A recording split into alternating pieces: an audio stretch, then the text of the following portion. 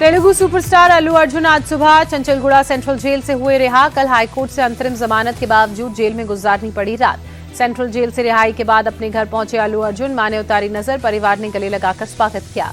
परिवार से मिलने के बाद फैंस के बीच पहुंचे अल्लू अर्जुन। फैंस का हाथ जोड़कर समर्थन के लिए शुक्रिया कहा।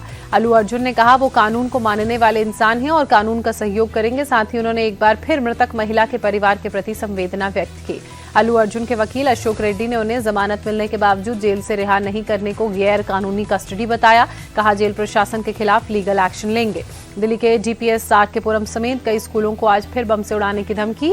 ईमेल के जरिए बम से उड़ाने की धमकी। दमकल विभाग और पुलिस की टीम मौके पर मौजूद। अभी तक की जांच में कुछ भी संदिग्ध नहीं। बीते कई दिनों से राजधानी के स्कूलों को मिल रही धमकी।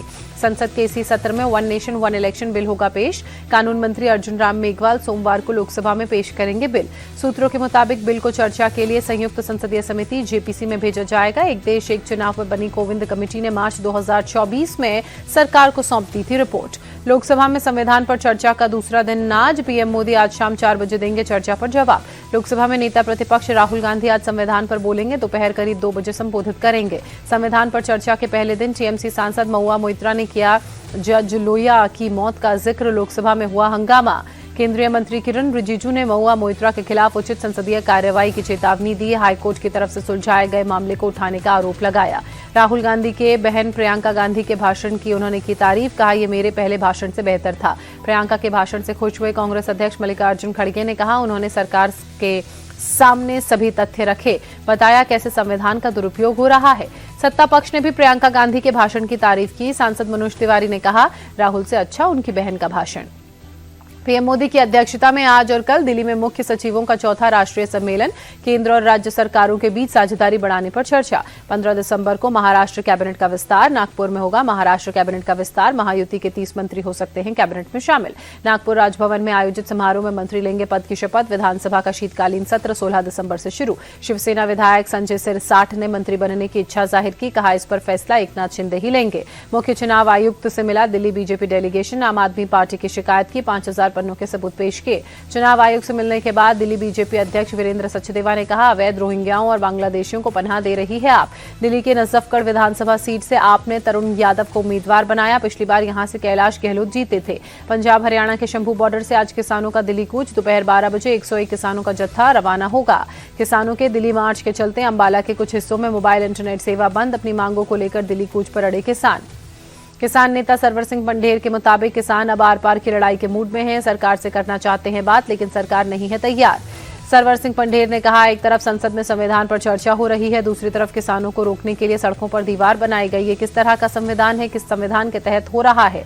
किसान आंदोलन को लेकर राज्यसभा सांसद रामचंद्र जांगड़ा का विवादित बयान। कहा पंजाब की वजह से हरियाणा में नशा बढ़ा। सिंघू और टिकरी बॉर्डर के आसपास के गांव की 700 लड़कियां लापता। बीपीएससी परीक्षा के दौरान पटना के बाबू परीक्षा भवन में अभ्यर्थियों ने हंगामा किया। कई छात्रों ने क्वेश्चन पेपर लीक मिलने का आरोप लगाया। हंगामे की वजह से कई छात्र क्वेश्चन पेपर और ओएमआर शीट लेकर बाहर आ गए। कहा एक्स्ट्रा टाइम देने की बात कही थी, लेकिन टाइम भी नहीं दिया गया।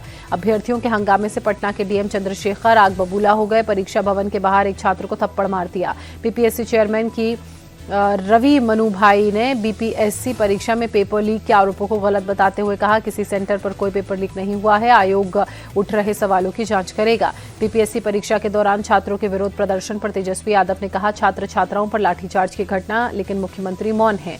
तेजस्वी यादव ने निशाना साधते हुए कहा मौजूदा वक्त में सरकार कोई भी परीक्षा बिना पेपर लीक के करवा नहीं पाती है। बोले आने वाले समय में यही नौजवान सरकार को आईना दिखाने का काम करेंगे। बिहार के जहानाबाद समाहरणालय में हंगामा। एडीएम ने कथित बीजेपी नेता राकेश कुमार पर सरकारी काम में बाधा डालने और बदतमीजी का केस दर्ज करवाया। दिल्ली सरकार में मंत्री सौरभ भारद्वाज ने केंद्र सरकार पर हमला बोला। कहा केंद्र सरकार कहती है कि हम विश्व गुरु बन गए हैं, दूसरी तरफ स्कूलों को बार बार बम की धमकियां मिल रही हैं।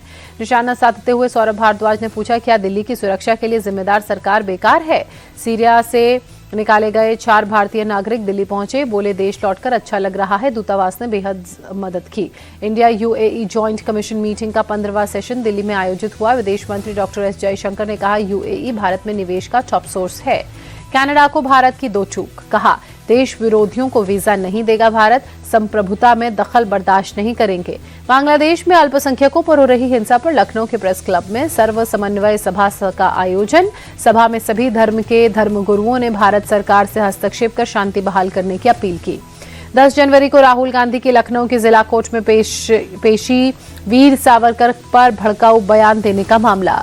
मकोका केस में दिल्ली की राउज एवेन्यू कोर्ट ने आप विधायक नरेश बालियान को न्यायिक हिरासत में भेजा। पुलिस ने कोर्ट से और 10 दिन की रिमांड ली।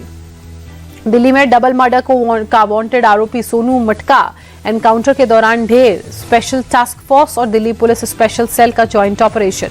50,000 का इनामी बदमाश मेरठ के टीपी नगर में मुठभेड़ के दौरान हुआ था घायल, इलाज के दौरान मौत। यूपी और दिल्ली में लूट और हत्या के कई मामले थे दर्ज। पटना में एसटीएफ और बदमाशों के बीच मुठभेड़, गोलीबारी में कुख्यात अपराधी अजय राय मारा गया।